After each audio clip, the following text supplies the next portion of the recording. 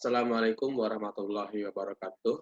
Perkenalkan nama saya Yose Armadani dengan NIM 18053021 dari jurusan Pendidikan Ekonomi. Hari ini saya akan menjelaskan rangkuman materi dari mata kuliah Ekonomi Sumber Daya Manusia, topik pembahasan minggu 1 sampai minggu 15. Baik, mari kita mulai. Yang minggu pertama, The Concept of Labor Supply. Pendekatan mikro.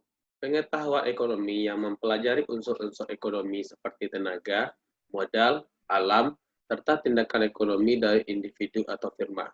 Ekonomi mikro meneliti bagaimana berbagai keputusan dan perilaku tersebut mempengaruhi penawaran dan permintaan atas barang dan jasa yang akan menentukan harga dan bagaimana harga pada gilirannya menentukan penawaran dan permintaan barang dan jasa selanjutnya.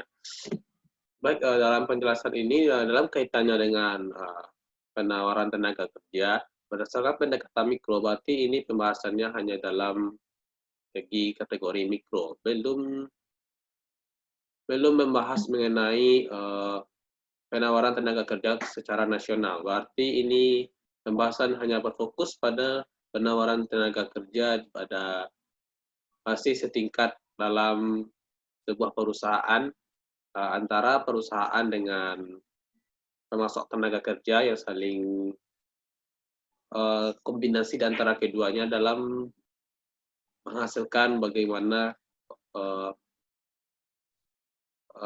pasokan atau penawaran tenaga kerja. Baik, yang kedua berdasarkan pendekatan makro. Pengetahuan ekonomi yang mempelajari sel-sel ekonomi secara keseluruhan seperti pendapatan nasional, produksi nasional, investasi nasional. Ekonomi makro dapat digunakan untuk menganalisis cara terbaik untuk mempengaruhi target-target kebijaksanaan seperti pertumbuhan ekonomi, stabilitas harga, tenaga kerja, dan pencapaian keseimbangan neraca yang berkesinambungan. Baik, pendekatan makro atau yang kita kenal dengan ekonomi makro ini memiliki beberapa cabang atau jenisnya, seperti pengeluaran dan pendaulatan, pengangguran, kemudian membahas inflasi dan deflasi, dan yang terakhir membahas permintaan agregat dan penawaran agregat. Nah, berdasarkan permintaan agregat dan penawaran agregat ini, kita bisa menyambungkannya dengan konsep penawaran tenaga kerja. Dikarenakan ekonomi makro, pendekatan makro membahas permintaan atau penawaran secara agregat yang berarti secara keseluruhan, berarti dalam pendekatan makro, penawaran tenaga kerja ini lebih menekankan pada penawaran tenaga kerja itu dalam skala yang lebih besar, seperti dalam tingkat nasional, yang berguna untuk menentukan bagaimana kondisi dari tenaga kerja dalam suatu negara tersebut. Dan kemudian yaitu terdapat faktor-faktor yang mempengaruhi tenaga. Keputusan faktor-faktor yang mempengaruhi penawaran tenaga kerja yang disusun oleh Khairani. Yang pertama, jumlah penduduk. Makin besar jumlah penduduk, maka banyak tenaga kerja yang tersedia untuk bisa bekerja akan juga semakin besar. Yang kedua, struktur umur. Jika kita melihat dalam negara Indonesia termasuk ke dalam negara dengan struktur umur masyarakatnya yang relatif muda. Ini dapat dilihat dari bentuk dari piramida Indonesia, di mana struktur umur produktif lebih banyak dibandingkan struktur umur non produktif. Berdasarkan struktur umur ini, maka Indonesia bisa termasuk dikatakan salah satu negara dengan penawaran tenaga kerja yang cukup tinggi. Yang ketiga, produktivitas. Produktivitas merupakan suatu konsep yang menunjukkan adanya kaitan antara output dan jam kerja yang dibutuhkan untuk menghasilkan produk dari seorang tenaga kerja yang tersedia. secara umum produktivitas tenaga kerja merupakan fungsi daripada pendidikan, teknologi, dan keterampilan. Semakin tinggi pendidikan atau keterampilan tenaga kerja, maka akan semakin tinggi produktivitas tenaga kerja. Yang keempat, tingkat upah. Secara teoritis, saja teori tingkat upah pasti akan mempengaruhi jumlah penawaran tenaga kerja. Apabila tingkat upah naik, maka jumlah penawaran tenaga kerja akan meningkat, begitu pula sebaliknya. Yang kelima, kebijaksanaan pemerintah. Dalam menelaah penawaran tenaga kerja, maka kebijaksanaan pemerintah ini merupakan salah satu faktor yang relevan. Misalnya kebijaksanaan pemerintah dalam kategori dalam lama sekolah, misalnya pendidikan selama 9 tahun, maka itu akan mengurangi jumlah tenaga kerja yang berada dalam rentang usia sekolah, dan akan ada batas umur kerja menjadi lebih tinggi, dan dengan demikian terjadi pengurangan jumlah tenaga kerja.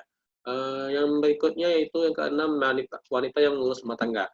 Wanita yang mengurus rumah tangga tidak termasuk dalam angkatan kerja, tetapi mereka adalah kategori yang bisa sewaktu-waktu masuk ke dalam angkatan kerja. Dengan semakin besar jumlah wanita yang mengurus rumah tangga, maka penawaran tenaga kerja akan berkurang atau sebaliknya. Yang ketujuh, penduduk yang bersekolah. Sama halnya dengan penduduk yang bersekolah tidak termasuk dalam angkatan kerja, tetapi sewaktu-waktu dapat menjadi tenaga kerja yang potensial, maka penduduk yang bersekolah ini juga perlu diperhitungkan sebagai salah satu faktor penawaran tenaga kerja. Dan terakhir, dalam perekonomian.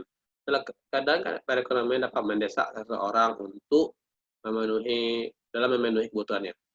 Misalnya dalam satu keluarga harus bekerja semua apabila pendapatan yang diperoleh oleh kepala keluarga itu misalnya tidak mencukupi. Atau seorang mahasiswa yang mengalami desakan ekonomi sehingga tidak bisa untuk memenuhi kebutuhan perkuliahannya dan untuk alasan lainnya. Baik. Berikutnya kita akan membahas materi minggu kedua, the concept of labor supply. Dalam slide ini kita sama-sama bisa melihat dari tabel penduduk yang berumur 15 tahun ke atas yang termasuk angkatan kerja per Agustus tahun 2014 sampai tahun 2016. Nah, berdasarkan tabel ini kita dapat melihat Indonesia merupakan negara yang melimpah akan sumber dayanya, baik itu sumber daya alam maupun sumber daya manusianya.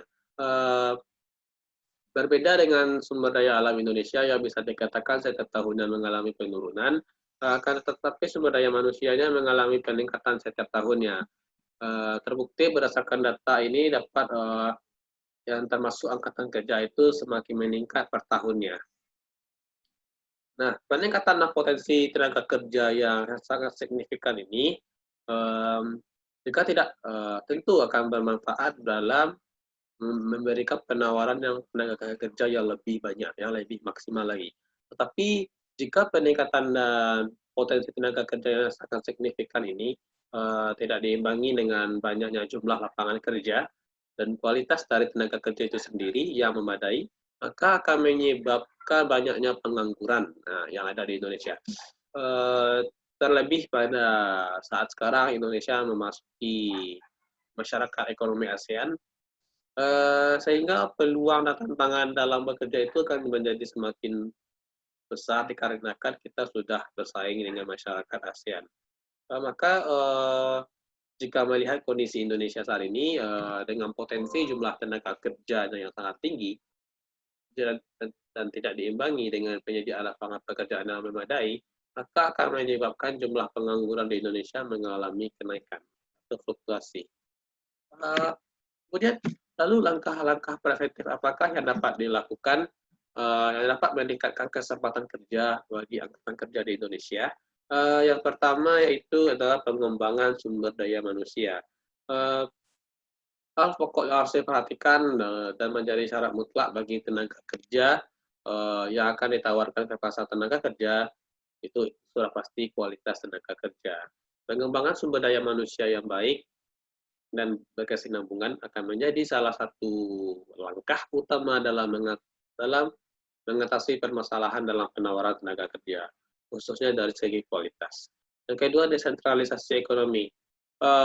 Seperti yang kebijakan yang berlaku pada periode sebelumnya, kebijakan perekonomian yang di Indonesia yang masih terpusat di Pulau Jawa, atau yang kita kenal dengan istilah Jawa sentris, yang menyebabkan kurangnya pemerataan pada segala aspek. Nah, aspek yang masih kurang merata selama ini masih pendidikan, infrastruktur, aspek sosial politik, dan kondisi lainnya. Kondisi tersebut juga sangat berpengaruh terhadap penawaran tenaga kerja di Indonesia.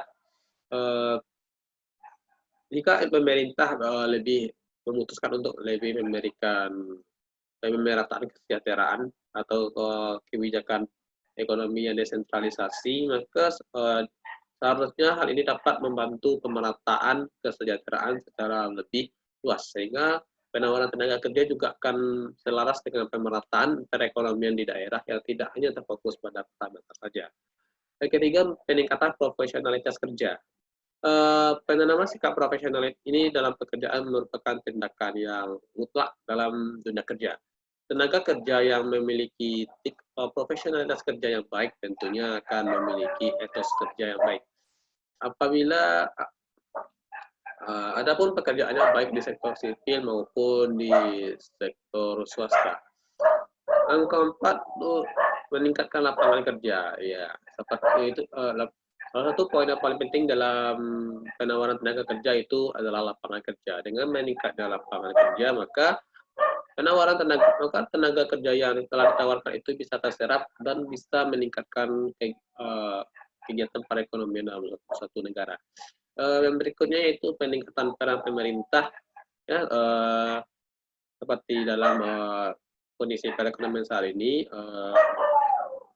Salah satu kendala dalam kegiatan ekonomi itu ialah kurangnya peran pemerintah di dalamnya. Kurangnya peran tersebut berupa aturan atau regulasi ataupun dalam pembiayaan atau anggaran. Kepedulian pemerintah ini juga dapat meningkatkan kepastian usaha, serta peningkatan keinginan tenaga kerja dalam mendirikan usaha mandiri. Nah, dalam hal ini, dengan upaya pemerintah, maka akan dapat mengembangkan sektor-sektor baru dan dapat berguna untuk menyerap tenaga kerja yang telah ditawarkan sebelumnya. Yang berikutnya yaitu pendidikan minimal sarjana. Pendidikan merupakan salah satu sarana untuk menciptakan sumber daya manusia yang berkualitas.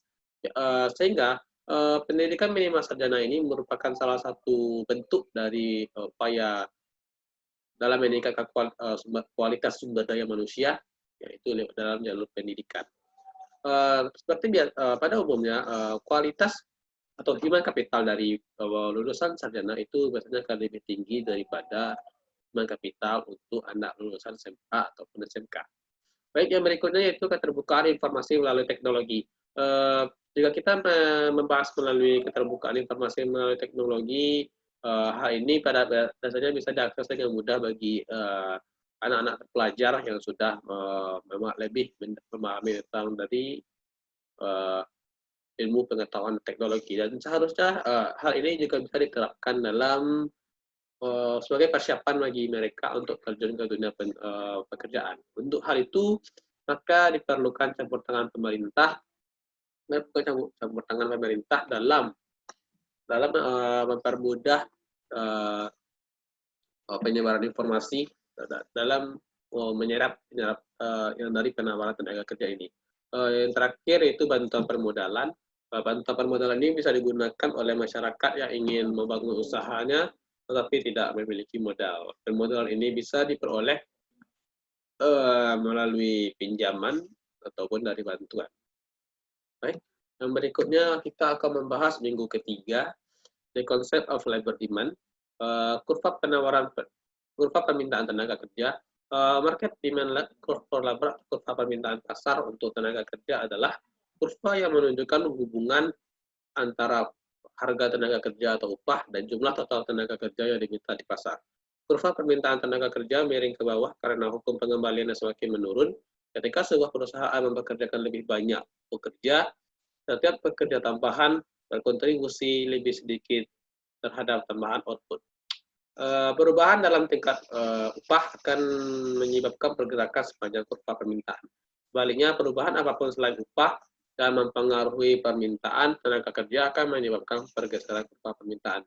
Contohnya, perubahan selain upah adalah perubahan produksi, perubahan proses produksi, perbaikan kualitas modal manusia, jumlah perusahaan di pasar, kualitas output di pasar, dan pergeseran teknologi dan peraturan pemerintah. Penentu dari permintaan tenaga kerja yang pertama tingkat upah, seperti yang dibahas sebelumnya, yang kedua teknologi, yang ketiga produktivitas, yang keempat kualitas tenaga kerja, dan yang kelima fasilitas modal. Kemudian selanjutnya kita akan membahas elastisitas tenaga kerja. Elastisitas permintaan tenaga kerja yaitu persentase perubahan kesempatan kerja dalam jangka pendek karena perubahan 1% tingkat upah. Permintaan tenaga kerja di atas bersifat permintaan tenaga kerja yang dibahas bersifat elastis karena memiliki elastisitas lebih dari 1 tahun dalam nilai absolut. Besar kecilnya elastisitas permintaan tergantung dari substitusi tenaga kerja dengan faktor produksi lain. Elastisitas permintaan terhadap barang yang dihasilkan, proporsi biaya tenaga kerja terhadap seluruh biaya produksi, dan elastisitas penawaran dari faktor produksi pelengkap lainnya. Bagi yang berikutnya, minggu keempat, the concept of labor demand. Kesempatan kerja adalah tersedianya lapangan kerja bagi angkatan kerja yang membutuhkan pekerjaan. Kemudian kita akan membahas kesempatan kerja menurut pendidikan. Terdapat kaitan erat antara tingkat pendidikan dan tingkat penyerapan tenaga kerja. Semakin tinggi tingkat pendidikan seseorang, maka akan semakin besar kesempatan kerja bagi orang tersebut dengan jaminan jenjang karir dan pendapatan yang lebih baik. Tingkat pendidikan menentukan seberapa besar kemungkinan sukses seseorang untuk memasuki pasar dunia kerja. Yang kedua, kesempatan kerja menurut status hubungan kerja. Kesempatan kerja menurut status hubungan kerja ini biasanya akan tergantung pada hubungan kerja yang baik seseorang dengan suatu perusahaan akan membantu dalam bekerja sehingga seseorang dapat bekerja lebih lama atau dengan kata lain dapat menambah kontrak kerja. Dari itu hubungan kerja sangat penting sehingga kesempatan kerja lebih tinggi. Yang ketiga, permintaan tenaga kerja. Permintaan tenaga kerja berkaitan dengan jumlah tenaga kerja yang dibutuhkan oleh perusahaan atau instansi tertentu. Pemberi kerja adalah dalam hal ini permintaan tenaga kerja ini merupakan salah satu faktor yang paling perlu diperhatikan dalam memenuhi dari penawaran tenaga kerja. Berikutnya kita akan membahas faktor yang mempengaruhi permintaan tenaga kerja. Yang pertama, perubahan tingkat upah akan mempengaruhi tinggi rendahnya biaya produksi perusahaan. Yang kedua, perubahan permintaan hasil akhir produksi oleh konsumen. Yang ketiga, harga modal barang turun. Jenis permintaan tenaga kerja yang pertama, permintaan tenaga kerja jangka pendek. Ini merupakan permintaan tenaga kerja dalam yang mengkondisikan perubahan menerima harga jual produk dan tingkat upah yang diberikan. Yang kedua yaitu permintaan tenaga kerja jangka panjang. Permintaan tenaga kerja dalam jangka panjang memberikan kebebasan kepada perusahaan untuk melakukan penyesuaian dalam penggunaan tenaga kerja dan dengan mengadakan perubahan terhadap input lainnya. Baik, selanjutnya kita akan membahas materi minggu kelima, the concept of labor planning. Perencanaan tenaga kerja adalah proses yang mencakup peramalan, pengembangan, dan pengendalian, di mana perusahaan memastikan bahwa ia memiliki jumlah orang yang tepat, di tempat yang tepat, dan pada waktu yang tepat.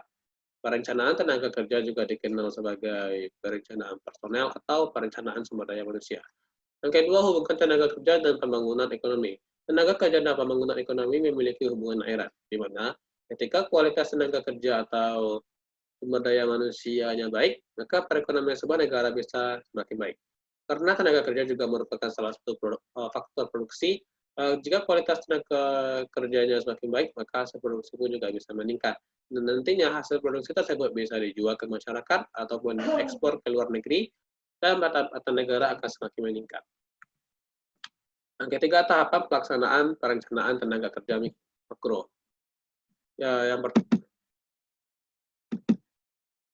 pertama ada Yang pertama ada kemudian ada penentuan klasifikasi dan pembuatan perkiraan kebutuhan tenaga kerja atau demand forecast. Yang keempat, klasifikasi jenis pekerjaan dan bidang usaha. Yang pertama, klasifikasi jenis pekerjaan berdasarkan tugas. Yang kedua, klasifikasi menurut tingkat lapangan usaha. Dan yang kelima, perkiraan kesempatan kerja dan pasokan tenaga kerja. Nah, perluasan kesempatan kerja merupakan salah satu masalah utama karena eratnya hubungan kesempatan kerja dengan masalah pasokan tenaga kerja. Jika kita melakukan analisis di Indonesia pada saat ini, lapangan kerja masih didominasi oleh lahan di sektor bahan mentah, yakni pertanian, perkebunan, kehutanan, dan perikanan. Di mana sektor tersebut menyerap yakni 35% dari lapangan kerja. Sedangkan dari status pekerjaan, dominan masih berstatus buruh atau pegawai yang sebesar hampir 36,4%. Selanjutnya kita akan membahas materi minggu ke-6 yaitu the concept of labor planning. Yang pertama perbandingan permintaan dan penawaran tenaga kerja. Permintaan tenaga kerja didefinisikan sebagai jumlah tenaga kerja yang diperkerjakan oleh seorang pengusaha pada setiap kemungkinan tingkat upah dalam jangka waktu tertentu. Yang kedua itu penawaran tenaga kerja adalah jumlah tenaga kerja yang dapat disediakan oleh pemilik tenaga kerja pada setiap kemungkinan upah dalam jangka waktu tertentu. Selanjutnya kita akan membahas perencanaan pendidikan dan pelatihan. Pendidikan dan pelatihan adalah merupakan upaya untuk mengembangkan sumber daya tenaga kerja, terutama untuk meningkatkan profesionalisme yang berkaitan dengan keterampilan administrasi dan keterampilan manajemen. Pendidikan adalah kegiatan yang diselenggarakan untuk meningkatkan kompetisi menyeluruh seseorang dalam arah tertentu dan berada di luar lingkungan pekerjaan yang ditanganinya saat ini. Sedangkan pelatihan adalah aktivitas-aktivitas yang berfungsi untuk meningkatkan kinerja seseorang dalam pekerjaan yang sedang dialami atau berkaitan atau yang terkait dengan pekerjaannya. Berbeda. Baik, selanjutnya berikut merupakan adalah piramida dari angkatan kerja dengan persentase lapangan usaha di Provinsi Sumbar tahun 2019. Seperti yang bisa dilihat dari jumlah angkatan kerja, angkatan kerja dominan masih didominasi oleh tamatan SLTA atau student SMP. Dan kemudian sektor yang paling banyak menyerap tenaga kerja yaitu sektor konstruksi, sektor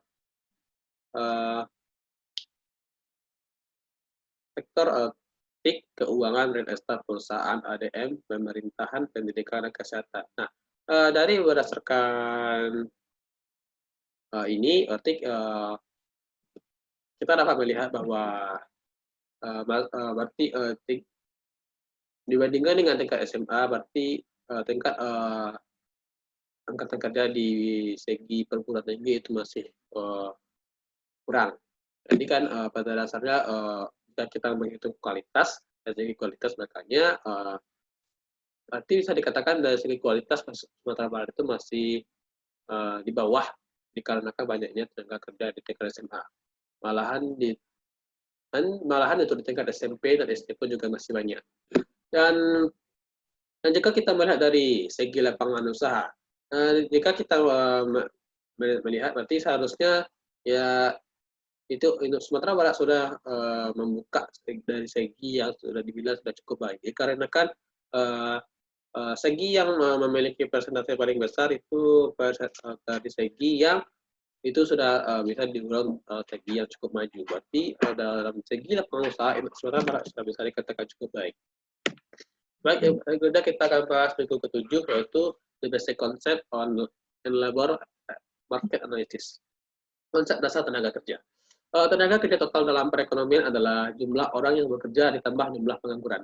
Jika seorang anggota rumah tangga berusia 16 tahun atau lebih bekerja untuk membayar orang lain atau dalam usahanya sendiri selama 1 jam atau lebih per minggu diklasifikasikan sebagai bekerja.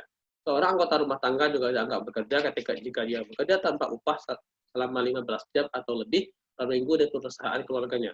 Terakhir, seorang anggota rumah tangga yang memiliki pekerjaan tetapi tidak hadir untuk sementara waktu karena sakit, cuaca yang buruk, atau alasan pribadi dengan atau tanpa upah juga dianggap bekerja. Untuk dianggap sebagai pengangguran, seseorang yang harus berusia 16 tahun atau lebih tersedia untuk bekerja dan telah melakukan upaya khusus untuk mencari pekerjaan selama 4 minggu sebelumnya. Bentuk pasar tenaga kerja yang pertama ada berdasarkan prioritas, yaitu pasar tenaga kerja utama yaitu primary labor market. Pasar tenaga kerja utama adalah pasar tenaga kerja yang menawarkan jabatan atau posisi dengan upah atau gaji yang tinggi, pekerja yang baik, dan dengan kondisi yang stabil. Pasar ini dapat ditemukan pada sektor usaha yang menggunakan pasar modal. Yang keduanya itu pasar tenaga kerja sekunder atau secondary labor market. Pasar tenaga kerja sekunder adalah pasar tenaga kerja yang menawarkan posisi dan jabatan dengan tingkat upah atau gaji yang rendah. Posisi yang kurang stabil dan kurang memberi kesempatan untuk pengembangan karir. Biasanya ini dapat dilihat pada industri restoran atau industri jasa hotel, kasir, dan penjual retail. Yang kedua, berdasarkan pendidikan. Pertama yaitu pasar tenaga kerja terdidik. Itu merupakan pasar tenaga kerja yang menawarkan pekerjaan yang membutuhkan karyawan yang berpendidikan dan memiliki keterampilan yang memadai. Pasar tenaga kerja ini biasanya dibutuhkan pada sektor usaha formal, biasanya dokter, akuntan, pengacara, dan sebagainya. Yang kedua, berikutnya itu pasar tenaga kerja tidak terdidik atau unskilled labor market. Pasar tenaga kerja tidak terdidik adalah pasar tenaga kerja yang menawarkan pekerjaan yang tidak mementingkan pendidikan maupun keterampilan khusus tertentu. Pasar tenaga kerja ini biasanya ditemui pada sektor usaha informal, misalnya perdagangan asongan, loper koran, dan majalah, juru parkir, dan lain sebagainya. Berikutnya itu pasar tenaga kerja intern dan ekstern. Pasar tenaga kerja intern itu pasar yang mendahulukan para pegawai yang sudah ada untuk mengisi lowongan yang dibutuhkan. Ini berarti berkaitan dengan pemberian promosi atau kenaikan jabatan bagi pegawai yang bersangkutan. Pasar tenaga kerja ekstern itu pasar yang mempersilahkan orang luar untuk mengisi lowongan kerja yang dibutuhkan. Yang keempat, pasar tenaga kerja dalam luar negeri. Hal ini bisa dianggap dan berikutnya yaitu pasar tenaga kerja persaingan sempurna. Ini berkaitan dengan pasar. Jika kita mengkaitkannya dengan pasar, berarti ini termasuk dari pasar tenaga kerja di mana para tenaga kerja dapat menawarkan jasanya secara perseorangan pada perusahaan yang diinginkan. Ya, pada dasarnya itu persaingannya sehat, persaingannya aktif, dan istilah yang dapat digunakan untuk mengkaitkannya dengan pasar persaingan sempurna. Dan kemudian itu pasar tenaga kerja monopoli. Kalau berbanding terbalik dengan pasar tenaga kerja persaingan sempurna, berarti ini pada pasar ini seluruh tenaga kerja bersatu, menyatukan kekuatan dan kepentingan dengan bergabung dalam serikat pekerja atau serikat buruh. Serikat pekerja bertugas mewakili para pekerja dan dalam menuntut upah dan fasilitas-fasilitas lain kepada perusahaan demi meningkatkan kesejahteraan pekerja. Dan berikutnya itu pasar tenaga kerja monopsoni. Ya, ini terjadi jika di suatu wilayah tertentu hanya ada satu perusahaan yang bersedia meminta tenaga kerja, sedangkan para tenaga kerja tidak mempunyai organisasi seperti serikat pekerja. Ini berarti kekuatan perusahaan jauh lebih besar dibandingkan dengan tenaga kerja. Yang berikutnya itu terakhir, pasar tenaga kerja monopoli bilateral. Pasar tenaga kerja monopoli bilateral jika terdapat dua kekuatan yang saling bertentangan. Kekuatan utama yang berasal dari para tenaga kerja yang bersatu dalam serikat pekerja, dan kekuatan kedua berasal dari satu perusahaan yang merupakan satu-satunya perusahaan yang memakai tenaga kerja. Baik, selanjutnya saya akan bahas materi minggu yang ke-9, The Concept of Unemployment. Konsep pengangguran terbuka. Pengangguran terbuka adalah pengangguran yang tercipta sebagai akibat pertambahan lowongan pekerjaan yang lebih rendah daripada pertambahan tenaga kerja. Pengangguran terbuka yang merupakan tenaga kerja yang sungguh-sungguh tidak memiliki pekerjaan. Profil pengangguran, ada dua dasar utama klasifikasi pengangguran, yaitu pendekatan angkatan kerja atau labor force approach dan pendekatan pemanfaatan tenaga kerja atau labor utilization approach. Berdasarkan pendapat dari Raharja.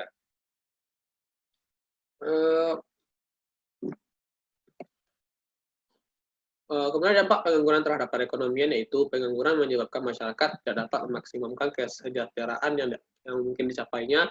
Yang kedua, pengangguran menyebabkan pendapatan pajak atau tax revenue pemerintah berkurang. Dan yang ketiga, pengangguran tidak menggalakkan pertumbuhan ekonomi, pengangguran dan menimbulkan akibat buruk pada sektor swasta.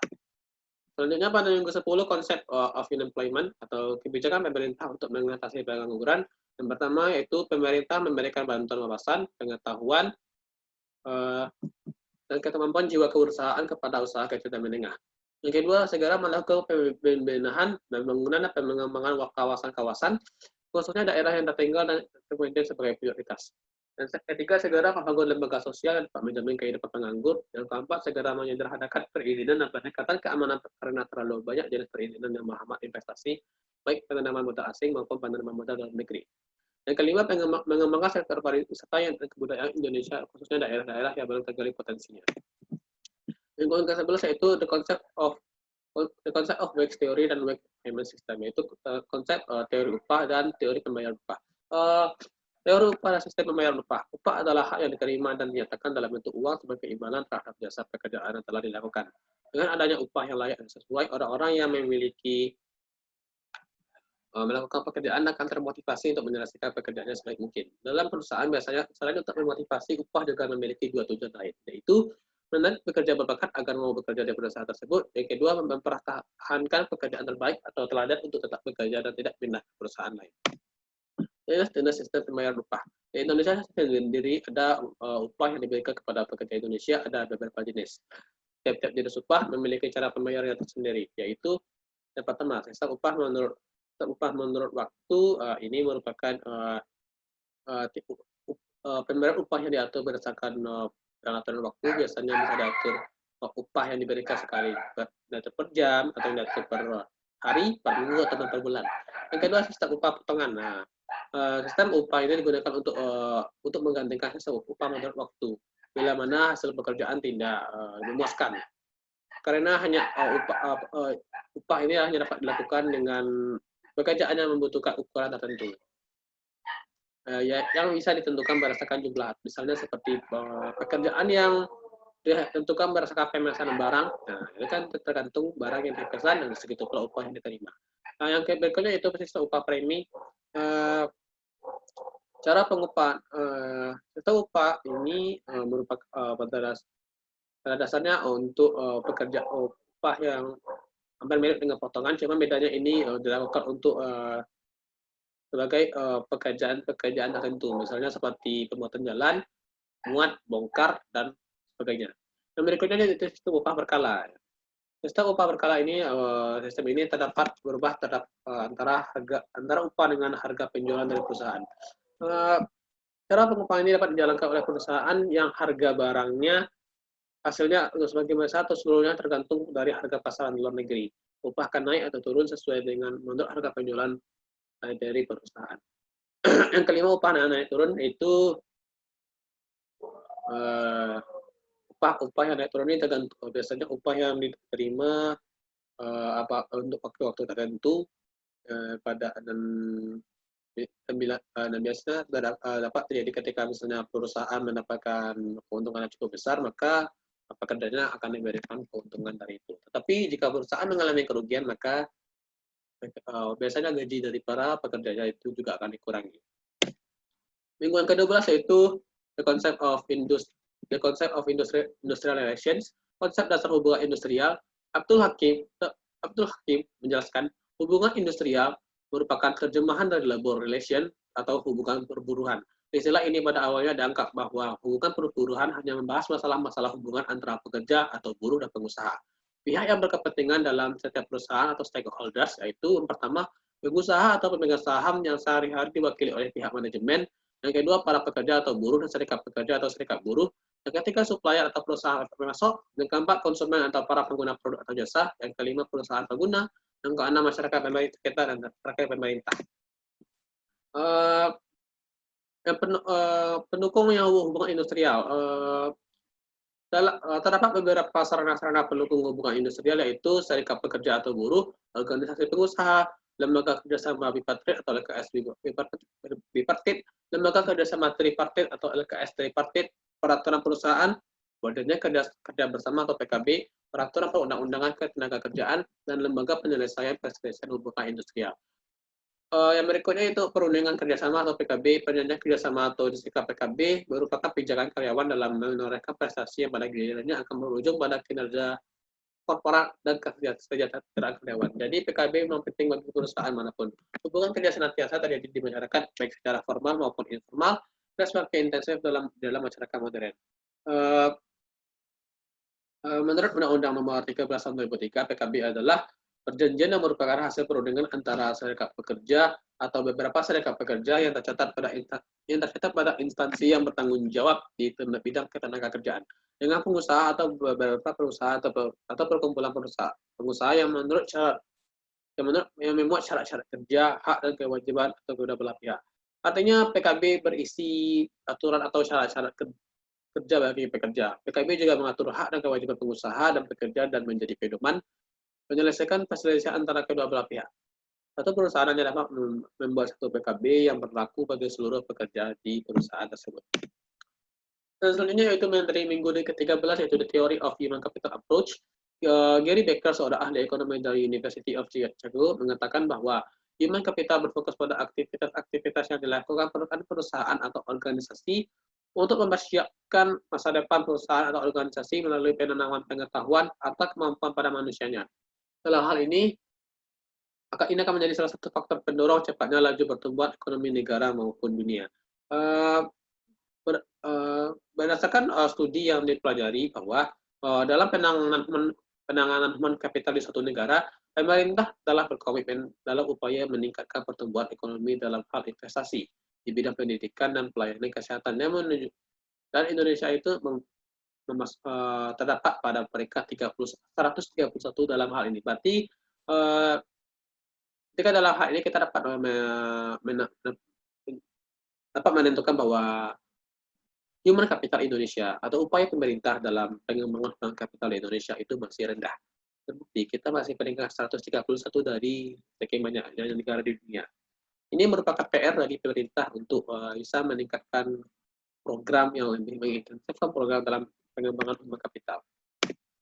Berikut merupakan faktor-faktor yang menentukan human capital diantaranya yaitu kemampuan kemampuan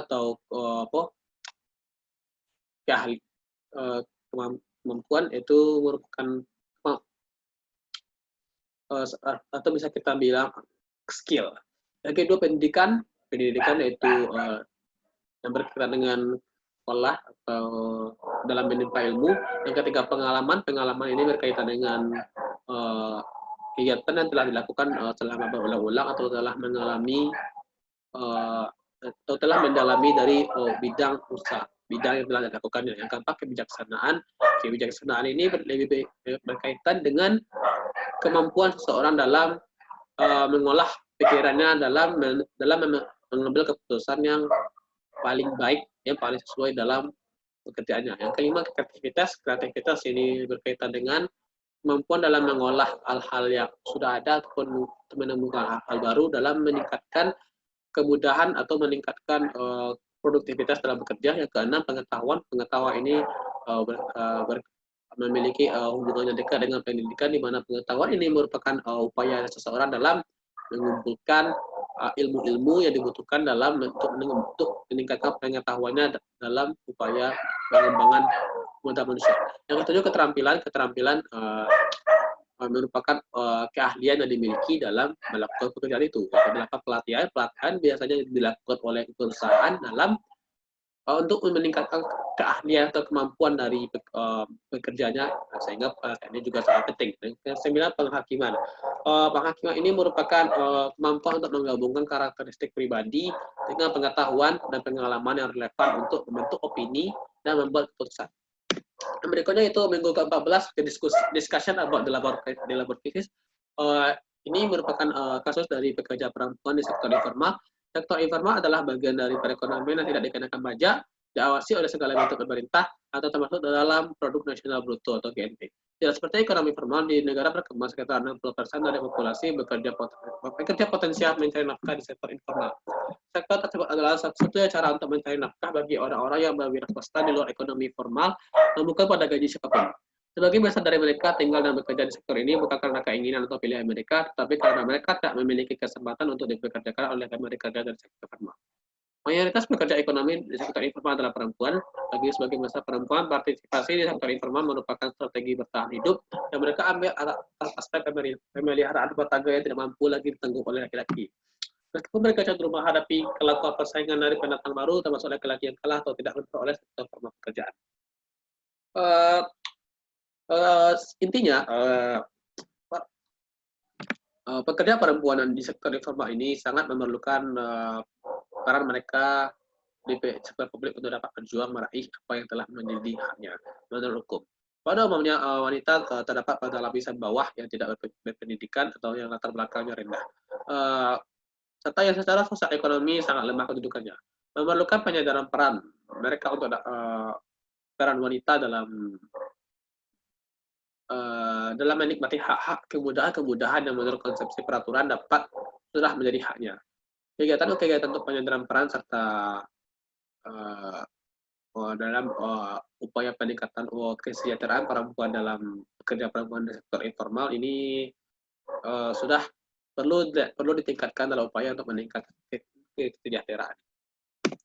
Yang minggu ke-15 discussion about the labor cases yaitu masalah pekerja anak. Anak adalah generasi yang akan menjadi penerus bangsa sehingga mereka harus dipersiapkan untuk dan diarahkan sejak dini agar dapat tumbuh dan berkembang menjadi anak yang sehat, jasmani, rohani, maju mandiri dan sejahtera menjadi sumber daya yang berkualitas dan dapat menghadapi tantangan yang akan datang. Setiap anak memiliki haknya untuk tumbuh dan berkembang sehingga orang tua dalam melantarkan anaknya sebagaimana yang diatur oleh Undang-Undang Nomor 23 Tahun 2002 tentang perlindungan anak. Orang tua dapat dikenakan sanksi hukuman kurungan yang cukup berat termasuk perusahaan yang mempekerjakan anak di bawah umur. Nah, seperti yang berdasarkan yang tadi bacakan barusan, tapi walaupun sudah ada regulasi yang melarang dalam masalah pekerjaan anak, tetapi pada rasanya masih banyak anak-anak yang terdapat menikmati hak dan tumbuh dan berkembang karena berbagai faktor yang berkaitan dengan keterbatasan kemampuan ekonomi atau kemiskinan. Keluarga miskin terpaksa mengerahkan sumber daya keluarganya secara kolektif untuk memenuhi kebutuhan hidup. Terpaksa mengerahkan atau mendorong anak-anak yang belum mencapai usia atau untuk bekerja dalam memenuhi kebutuhan hidup. Hasil penelitian menunjukkan anak-anak yang bekerja ternyata bukan untuk memenuhi kebutuhan sendiri, melainkan justru untuk membantu memenuhi kebutuhan ekonomi keluarga. Nah, berarti berdasarkan penelitian tadi itu menunjukkan bahwa karena kemampuan ekonomi keluarga yang tidak mampu atau dalam faktor kemiskinan sehingga anak-anaknya itu menjadi dipaksa untuk bekerja. Salah satu cara untuk mengatasi pekerjaan anak adalah dengan secara teratur memeriksa tempat-tempat di mana anak-anak perempuan atau anak laki-laki mungkin sedang bekerja. Pemantauan pekerjaan anak atau dalam bahasa Inggris disebut Child Labor Monitoring atau CLM adalah proses aktif yang memastikan terlaksananya dan koordinasinya pemantauan semacam itu dengan cara yang tepat. Tujuan keseluruhan dari pemantauan ini adalah untuk memastikan bahwa sebagai konsekuensi dari pemantauan tersebut, anak-anak pekerja yang dipekerjakan secara sah berada dalam keadaan aman dan dari eksploitasi dan bahaya di tempat kerja. Baik, saya rasa hanya itu penyampaian materi dari pembahasan rangkuman dari minggu pertama sampai minggu 15. Mungkin terdapat penjelasan yang terlalu cepat atau tidak terlalu jelas, maka dari itu saya akan meminta maaf. Dan selanjutnya pembahasan berikutnya yaitu adalah mengenai narasi singkat saya mengenai untuk yang bisa digunakan sebagai penelitian untuk dalam membuat skripsi saya. Baik, mari kita lihat. Narasi dalam pembuatan narasi ini saya mau mengambil tema dengan nama analisis permintaan dan penawaran tenaga kerja dari berbagai aspek. Hal-hal yang melatar belakangi saya dalam memutuskan untuk mengambil dengan tema ini yaitu bahwa dari berbagai analisis dan berbagai kemungkinan dan dari beberapa peneliti yang telah saya rujuk sebelumnya, kami menyadari bahwa salah satu faktornya adalah indikasi perkembangan suatu negara itu terlihat dari penyerapan tenaga kerja, meningkatnya variasi pekerjaan dan kesempatan kerja bagi masyarakat di daerah tersebut. Perekonomian yang berkembang pesat bukanlah suatu jaminan bagi suatu daerah yang bisa dikatakan sejahtera jika tidak diikuti dengan perluasan kesempatan kerja untuk menampung tenaga kerja baru setiap tahun yang masuk ke dunia kerja. Nah, dari beberapa analisis dari para ahli dan dari yang telah dikumpulkan sebelumnya, dan saya juga telah menyiapkan beberapa kondisi teori. Berarti yang pada dasarnya ingin saya sampaikan dalam narasi singkat ini yaitu bahwa dalam paragraf terakhir bisa kita lihat ketenagakerjaan merupakan faktor penting dalam mendukung pertumbuhan ekonomi di suatu negara. Pasar tenaga kerja yang dibentuk oleh dua kekuatan utama yaitu permintaan tenaga kerja dan pasokan tenaga kerja. Permintaan tenaga kerja dilakukan oleh perusahaan atau produsen, sementara pasokan tenaga kerja dilakukan oleh tenaga kerja. Di pasar tenaga kerja, ketidakseimbangan antara permintaan tenaga kerja dan pasokan tenaga kerja menyebabkan masalah kerja yang berkepanjangan. Ketidakseimbangan ini terjadi jika penawaran tenaga kerja lebih besar daripada permintaan tenaga kerja di pasar tenaga kerja. Setidaknya permintaan tenaga kerja akan menghasilkan kelebihan pasokan tenaga kerja yang menawarkan untuk bekerja. Hasilnya adalah yang menyebabkan pengangguran. Jadi, jika kita melihat dalam kondisi negara kita, yaitu Indonesia, meskipun kita sudah memiliki tingkat pengangguran yaitu sebesar 6-8%, sehingga berarti dapat dikatakan bahwa pasokan atau penawaran tenaga kerja itu lebih besar daripada permintaan tenaga kerja. Hal ini bisa dianggap dikarenakan mungkin dikarenakan pandemi yang sedang terjadi akhir-akhir ini yang menyebabkan banyak sektor tenaga kerja yang mengalami kemunduran, sehingga diperlukan analisis atau solusi terbaru dalam menangani masalah ini. Dan berdasarkan analisis yang jelaskan sebelumnya, maka saya akan meneliti dengan tema analisis permintaan dan penawaran tenaga kerja dari berbagai aspek. Yang tentunya saya harap dari analisis ini dapat memberikan pemikiran baru mengenai atau